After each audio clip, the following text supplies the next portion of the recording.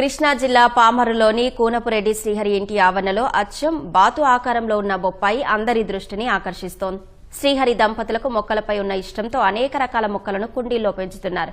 వారి పెరట్లో ఒక బొప్పాయి మొక్క కాయలు మాత్రం వివిధ ఆకారాలతో ఉంటూ ఆశ్చర్యపరుస్తున్నాయి. అందులో ఒక కాయ బాతు ఆకారంలో ఉండడంతో అందరూ వింతగా చూస్తున్నారు. కృష్ణా జిల్లా పామరులోని కూనపురెడ్డి శ్రీహరి ఇంటి ఆవరణలో అచ్చం బాతు ఆకారంలో ఉన్న బొప్పాయి అందరి దృష్టిని ఆకర్షిస్తోంది.